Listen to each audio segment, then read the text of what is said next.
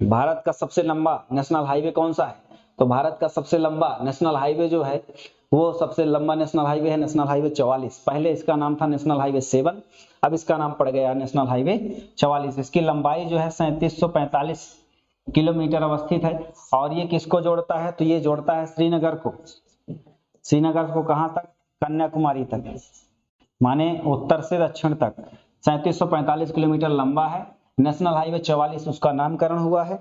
ये मध्य प्रदेश के जबलपुर, कटनी इन जिलों से गुजरता है। आगे बढ़ते हैं नेक्स्ट प्रश्न की ओर।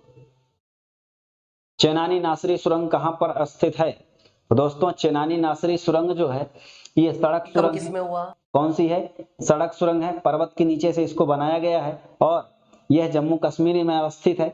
और जम्मू कश्मीर में ये जो सुरंग है नेशनल हाईवे 44 में ही स्थित है। ठीक, ध्यान रखिएगा, नेशनल हाईवे 44 में स्थित है। चेनानी नासरी को मिलाती है। भारत का चिकन नेक किसको कहा जाता है?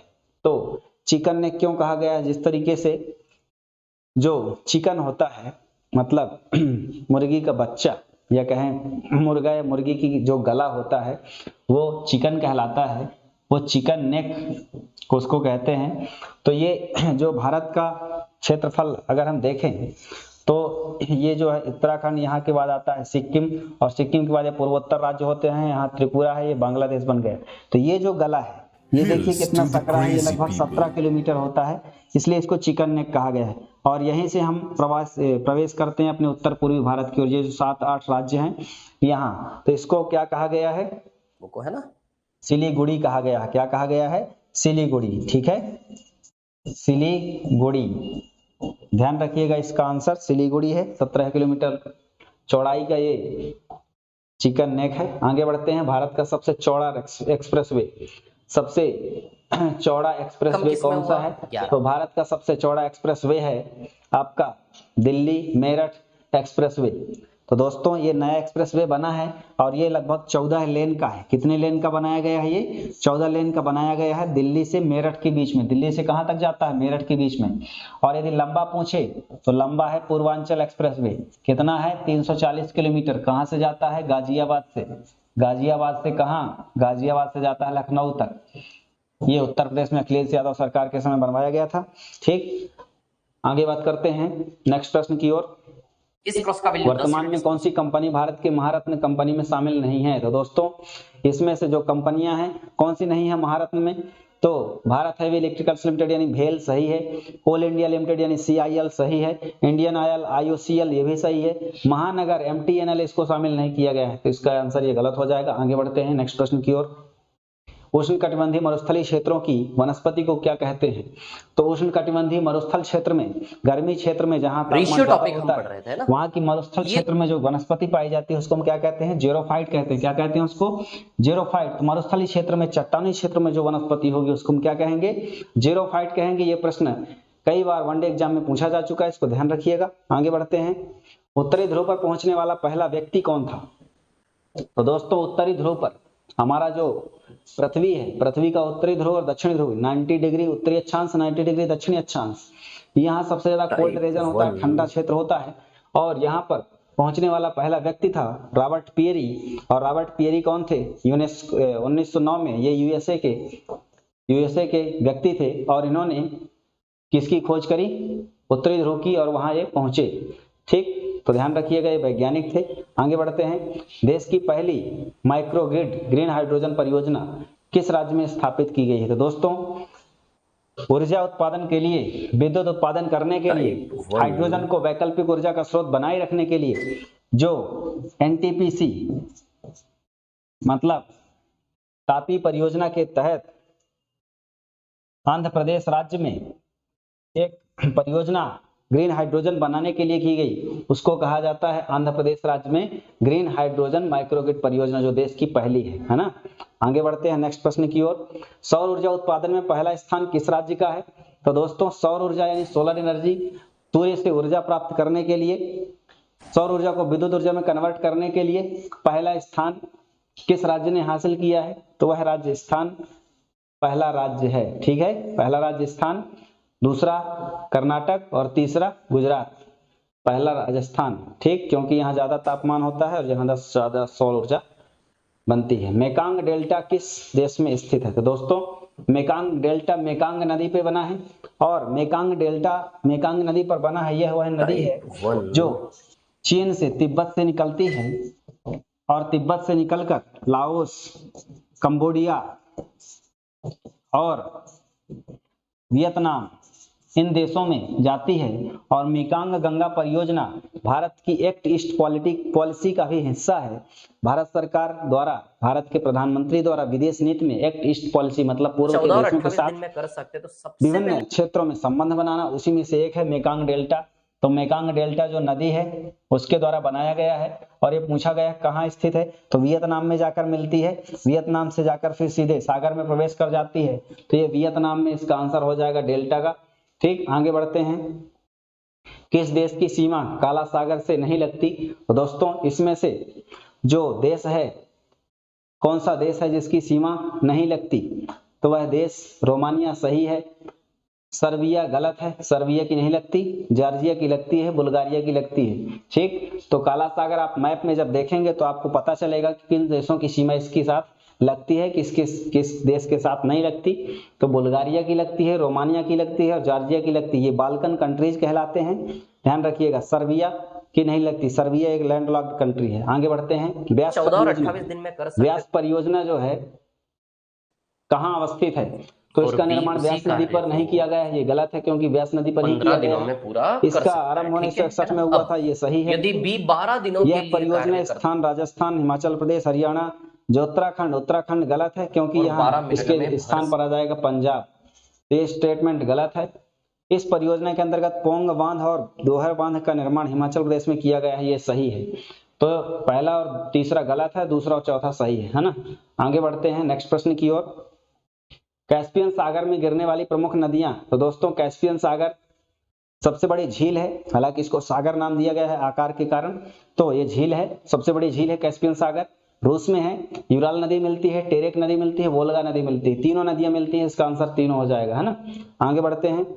ग्लासगो शहर किस उद्योग के लिए फेमस है? तो दोस्तों ग्लासगो जो है, ग्लासगो एक शहर है स्कॉटलैंड का। स्कॉटलैंड कहाँ है? यूके में, यूनाइटेड किंगडम में। इंग्लैंड वगैरह सब देश शामिल हैं तो उसको यूनाइटेड यूके कहते हैं। और यहाँ जो है कोप 26 का आयोजन हुआ था। कोप 26 क्या था? जलवायु परिवर्तन पर बैठक करने के लिए विश्व के देशों का सम्मेलन था। इसको कोप 26 नाम दिया गया। ग्लासगो कहाँ है? स्कॉटलैंड में। और वहाँ सबसे ज्यादा होता है जहाज निर्माण उद्योग। समुद्र के किनारे का देश है तो जहाज उद्योग फेमस है यहाँ से जहाज दुनिया में बिकते हैं। एंजिल जलप्रपात किस नदी पर स्थित है? तो दोस्तों एंजिल जलप्रपात जो है दुनिया का सबसे बड़ा जलप्रपात, और यह जलप्रपात 979 मीटर ऊंचा है। ठीक, 979 मीटर ऊंचाई से नीचे गिरता है। और यह जो है कैरोनी नदी पर है। कैरोनी नदी कहाँ है? वेनेजुएला में है।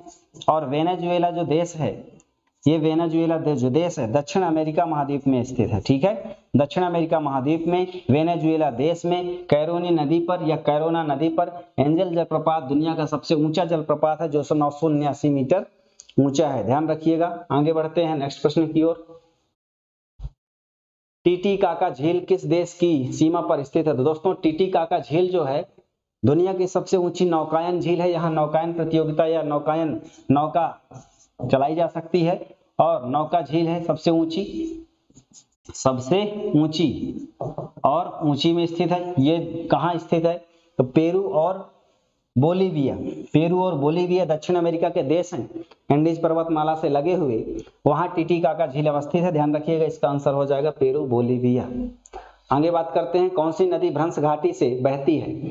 तो भ्रंश घाटी से कौन सी नदी बहती है? हमने बात करी थी कि नर्मदा और ताप्ती भारत की भ्रंश घाटी से बहने वाली नदियां हैं, दामोदर भी।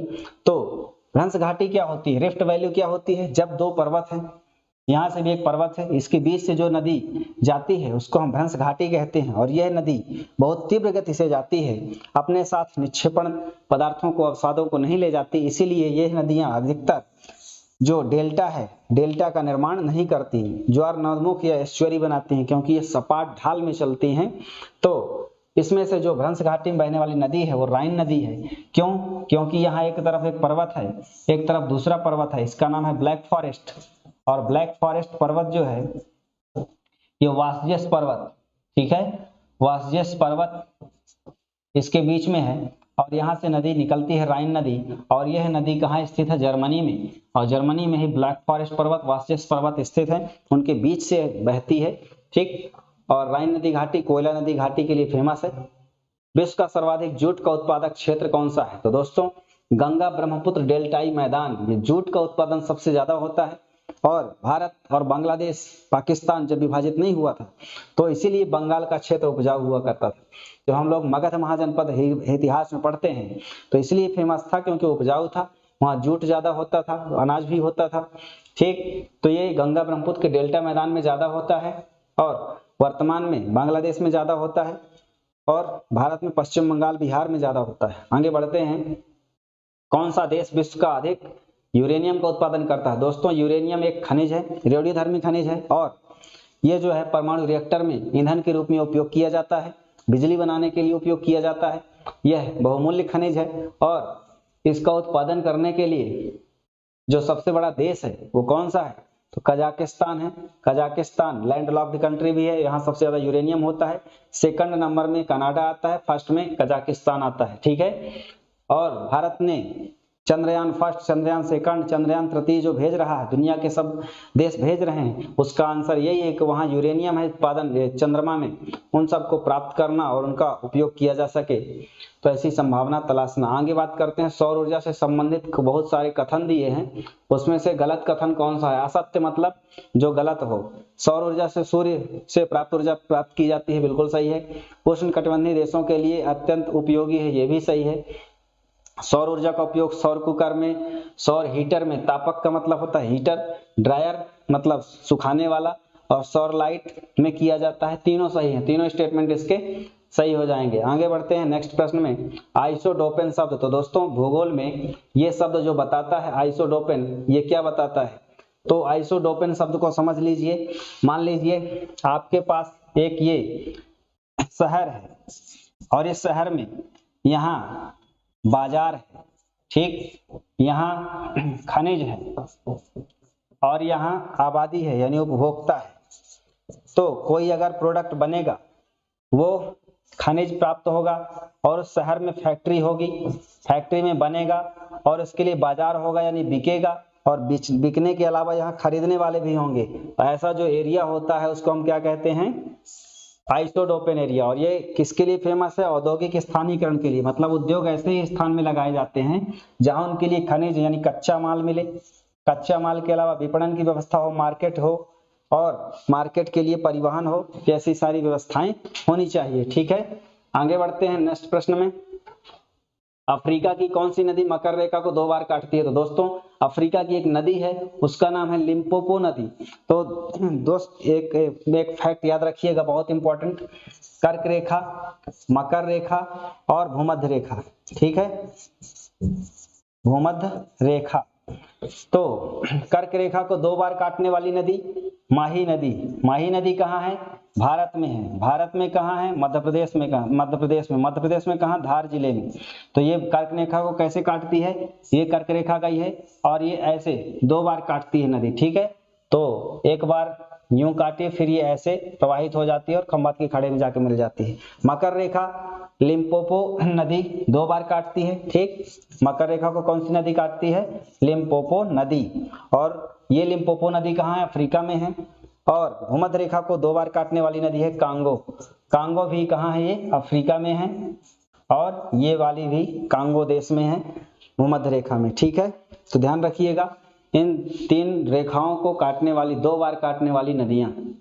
आगे बढ़ते हैं, डेल्टा का निर्माण किन स्थानों पर होता है जहां निम्नलिखित नहीं होते? यानी डेल्टा कहां बनेगा? जहां क्या होगा? गहरा समुद्र होगा। ठीक, क्या गहरा समुद्र नहीं होगा? उपस्थित पूछ रहा, नहीं होते तो गहरा समुद्र नहीं होगा। मान लीजिए यहाँ कोई नदी आ रही है और यहाँ स्थल है, मान लीजिए चट्टानी एरिया है। अब यहाँ सागर जहाँ वो मिलना चाहती है, वो समुद्र गहरा नहीं है, तो अगर ऐसे गहरा होगा तो डेल्टा नहीं बनेंगे, यानी वहाँ ज्वार नदमुख एस्चुअरी बन जाएगी, सागरी लहरें बन जाएगी। और यदि वो नदी आ रही है और यहाँ सागर नहीं है तो यहाँ पास क्या होगा? ये गाद इकट्ठा हो जाएगा, इसके द्वारा कंकड़ पत्थर इकट्ठा हो जाएंगे और ये त्रिभुजाकार आकृति लगभग बन जाएगी, इसको हम डेल्टा कहते हैं। तो इसका आंसर हो जाएगा डेल्टा। वहां बनते हैं जहां गहरा समुद्र नहीं होता है ना। आगे बढ़ते हैं नेक्स्ट प्रश्न की ओर। कौन सी नदियों में जो मुहाना है वो पक्षी के पंजे के समान है? तो वो उदाहरण है मिसिसिपी। मिसिसिपी नदी आपको मैक्सिको संयुक्त राज्य अमेरिका में देखने को मैप में मिल जाएगी। उसके द्वारा जो मुहाना का मतलब होता है नदी का वह भाग जहां वो नदी अंतिम में सागर में मिल जाती है। तो इस प्रकार से उसके पक्षियों के पंजे के समान उसके द्वारा बनाए गए ये क्षेत्र होते हैं। तो ये किस तरह बन गया? लगभग पक्षी के पंजे के समान ऐसे उसके द्वारा बनाया गया है डेल्टा क्षेत्र। ठीक, तो ये मिसिसिपी नदी है, अमेरिका में है, ध्यान रखिएगा। आगे बढ़ते हैं नेक्स्ट प्रश्न में। चीसा पानी गार्ज। तो गार्ज क्या होता है? तो दोस्तों गार्ज जो है जलप्रपात का बड़ा रूप होता है। मान लीजिए नदी यहाँ से आ रही है और बड़ी उसके पास ये पर्वत क्षेत्र से आ रही है, उसके बाद पर्वत क्षेत्र के बाद लंबी घाटी पड़ गई, तो ये जो पानी इसका गिरेगा नीचे तो दिखेगा तो जलप्रपात, लेकिन बहुत गहरा होगा। उसको हम क्या कहते हैं? गार्ज। गार्ज मीन्स गड्ढा, बहुत नीचे, कंदरा कहलाता है वो। और ये है नेपाल में। नेपाल में कौन सी नदी पे है? कर्णाली नदी में है। ठीक, नेपाल में वही है जहां गौतम बुद्ध का जन्म हुआ था। कहाँ हुआ था? लुम्बिनी में। और लुम्बिनी कहाँ है? नेपाल में है। नेपाल में कर्णाली नदी पे। कौन से देश में? नेपाल में। कौन सा गार्ज? चीसा पानी गार्ज। तो दोस्तों